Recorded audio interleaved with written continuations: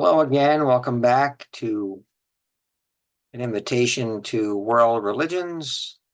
We're today looking at chapter 4 and the religion of Hinduism. Unlike many religions discussed in this course, Hinduism does not have a single founder. Doesn't have a sacred book, a single historical event that marks its birth, or a sole authority.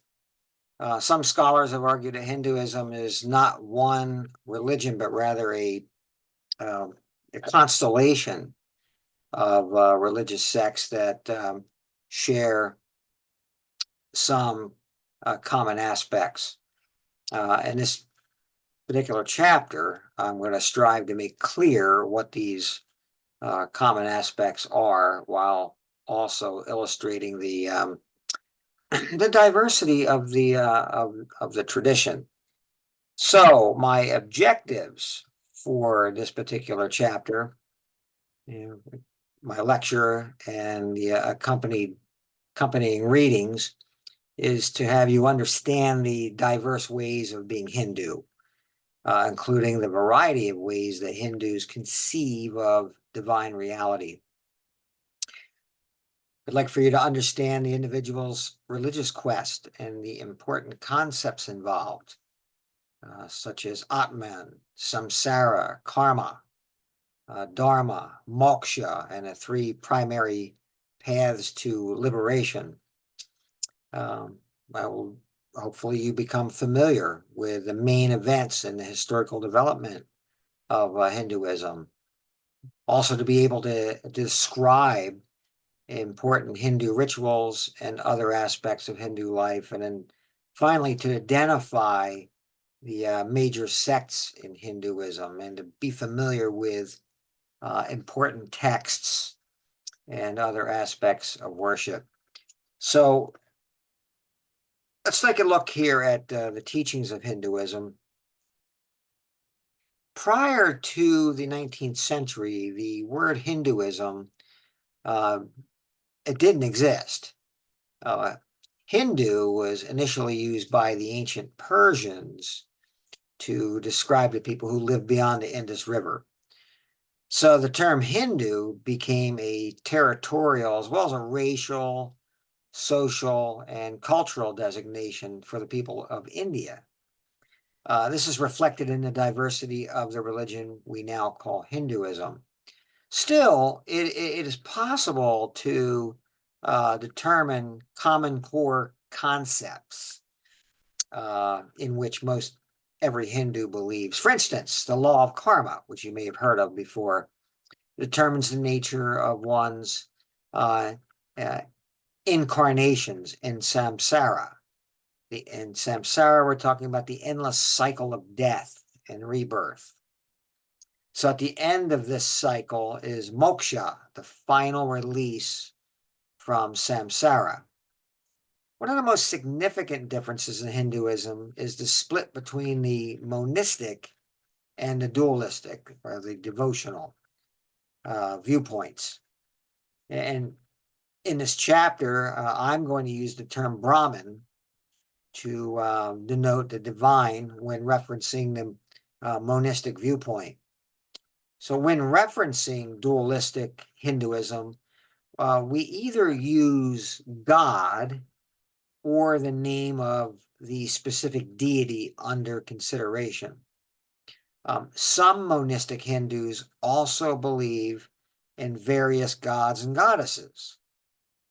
Furthermore, the divine reality resides not just in icons housed in grand temples or in simple shrines in the home, but in all things, okay? And is especially venerated in the natural world as trees, rivers, and mountains. Dualistic or devotional Hindus conceive of God as embodied in specific deities. Now, a fundamental idea shared by many Hindus is that of the eternal, called the atman. Now, the atman exists in all things sentient, or things that you're able to sense and feel.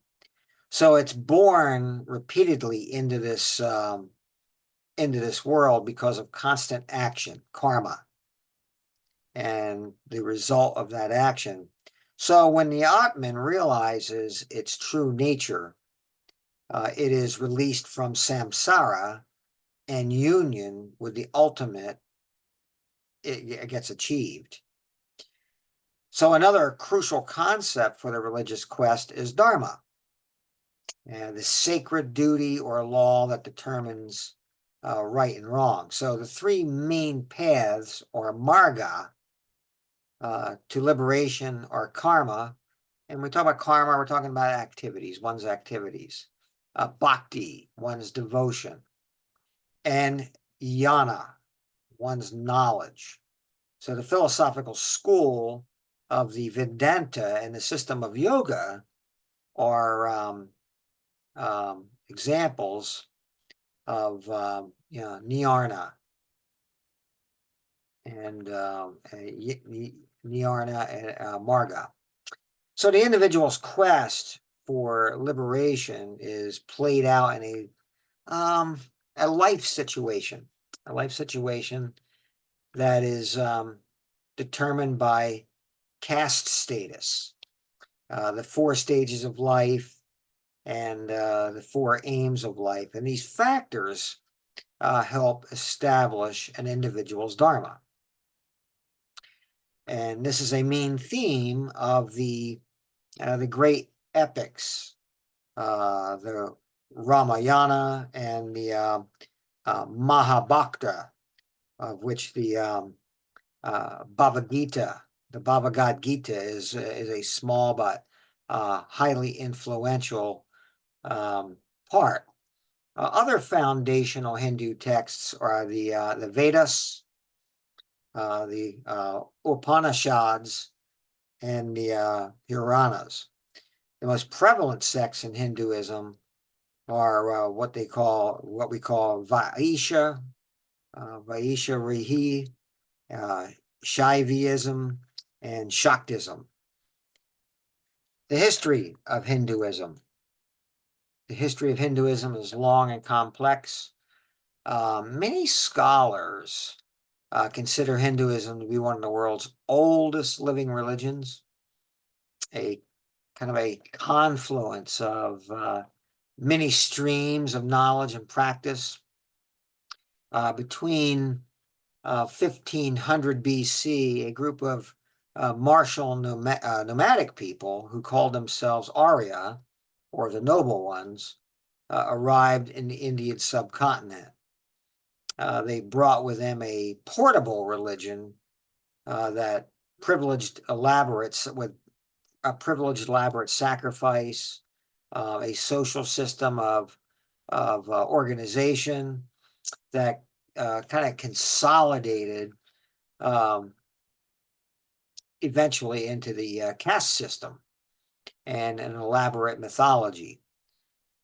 So their interaction with the agriculturally based indigenous population of the Indus Valley civilization gave rise to what would become Hinduism.